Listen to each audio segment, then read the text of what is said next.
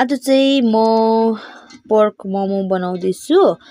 अनि यहाँ चाहिँ तेल दलेको नि त, नभए चाहिँ मोमो टालिन्छ। यसो मजाले दल्यो भने चाहिँ मोमो अड्किँदैन, त्यो सबैलाई थाहा भएकै कुरा हो होइन, टालिँदैन।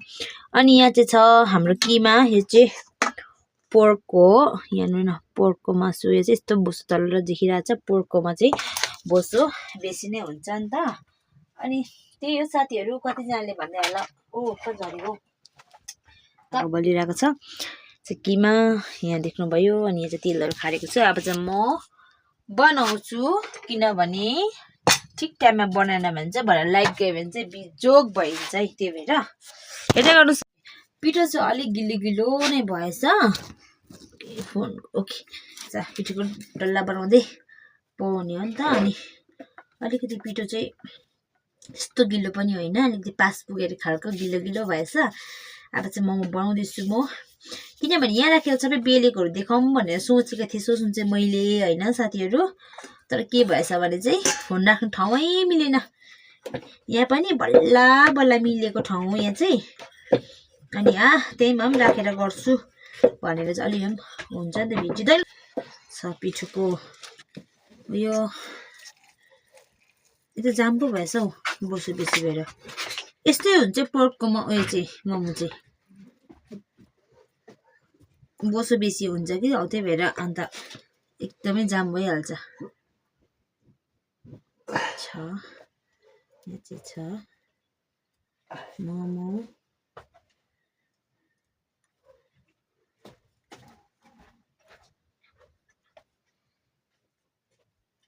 मैले चाहिँ यसको अहिले यहाँ तपाईँले यहाँ म राखेपछि देखाउँछु। यसको यो चाहिँ पातला पातला नै बनाएको, यो पिठोको के भन्छ रोटी चाहिँ मैले पातला पातलै बनाएको नि त। त्यही भएर चाहिँ अलिकति पातला भन्दा अलिक ठुलो नै भएछ। अब चाहिँ ठिकैको बनाउँछु म त्यसपछि। अनि यो चाहिँ म साह्रै लामो भिडियो बनाउँदिनँ होइन, बनाएको चाहिँ अलिअलि बनाउँछु, त्यसपछि म त्यसमै जोड दिनेछु। अहिले भरे पकाउँदै गरेको पनि जोड्नु पर्यो त्यसमै होइन, भिडियो लामो हुन्छ होला। अनि खाएको पनि जोड्नु पर्यो, त्यही भएर चाहिँ म कम्ती कम्ती नै उयो गर्दै गर्छु नि त। हेर्नु नि, यसले बनाउनु पर्ने हुन्छ। यो चाहिँ मोमो चाहिँ खानु मात्रै मिठो, बनाउनु एकदमै गाह्रो। अहिलेसम्म मलाई चाहिँ देख्नु त्यस्तो राम्रो त आउँदैन बनाउनु, ठिकैको चाहिँ बनाउँछु म। त्यस्तो राम्रो चाहिँ आउँदैन, वाउ खालको चाहिँ ठिकैको चाहिँ बनाउँछु म। आफूले खाने सक्ने चाहिँ, आफूलाई हुने चाहिँ चल्दो चाहिँ त्यही हो।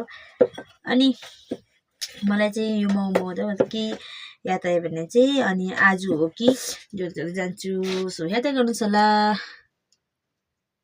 मैले यो एक सेट मोमो बनाइसकेँ, अनि अर्को सेट बनाउनु बाँकी नै छ होइन। यसको मुनि यो बनाउनु चाहिँ बाँकी नै छ। अहिले फिलहाल चाहिँ यति बनाइसकेँ। अनि म चाहिँ एकैचोटि नै पकाउँछु, अनि एकैचोटि नै पकाउने हो। किन भन्नुहुन्छ भने हाम्रोमा जाडो छ नि त, अनि एकैतालमा पकाएर खायो भने चाहिँ ठिक हुन्छ, तातो तातो, नभए चाहिँ चिसो बस्छ। अनि म चाहिँ एकैतालमा पकाउँछु। अनि आजको गति चाहिँ यति साह्रो छ। यो भिडियो चाहिँ म आज आएको भिडियो चाहिँ आज हाल्दिनँ, भोलि हाल्छु। यो भिडियो चाहिँ तपाईँहरू सबैजनाले हेरेर जे गर्नुहोस् होला। अहिले म यसमै जोड्छु, क्लिप जोड्छु, सबै नबनाएको नि त, किनभने ढिलो हुन्छ एकदमै होइन। लामो भिडियो चाहिँ तपाईँलाई अल्छी हुन्छ भनेर कम्ती बनाएको नि त। चाहिँ हाम्रो चाहिँ मोमो रेडी भइसकेको छ। यो चाहिँ पोर्कको मोमो हो। अनि यहाँ चाहिँ छ अचार, यो चाहिँ सिलौटोमा पिसेको अचार हो, किनभने मिक्सरमा चाहिँ पिसेको त्यस्तो मन पर्दैन। अनि यहाँ चाहिँ छोराले चाहिँ मिलाउँदैछ, उसले चाहिँ मिलाउने अरे। अनि हामी चाहिँ यहाँ मोमो खानु रेडी भएको, अब चाहिँ हेर्न सक्नुहुन्छ तपाईँहरूले। छ हाम्रो चाहिँ यहाँ चाहिँ हामीसँग मोमो छ, यो चाहिँ पोर्क मोमो हो। अनि यो चाहिँ मैले अघि बनाएको थिएँ, त्यसमै जोड्छु। यहाँ हेर्नुहोस् है, जुसी छ यो चाहिँ।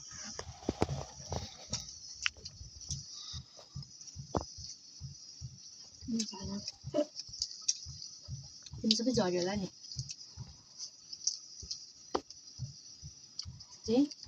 बिग बाइट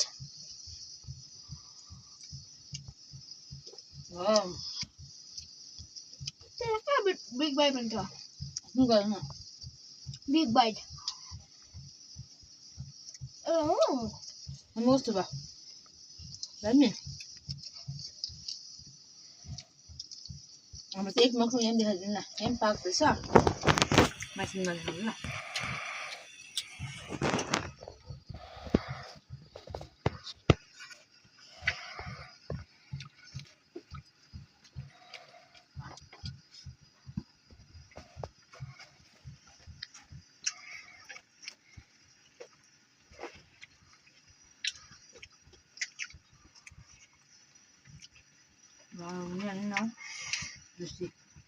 मेरो लाग्छ त ल अन्त फुटेको भएर नि त फुटेको पनि छैन ओ जुसी छ यो चाहिँ ल त्यो ऱ्यामको हाल्दै नि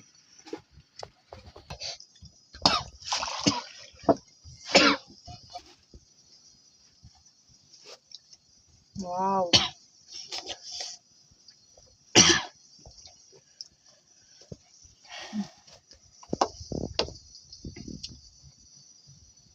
चिकन चाहिँ भयो पुरा काटेर हाल्यो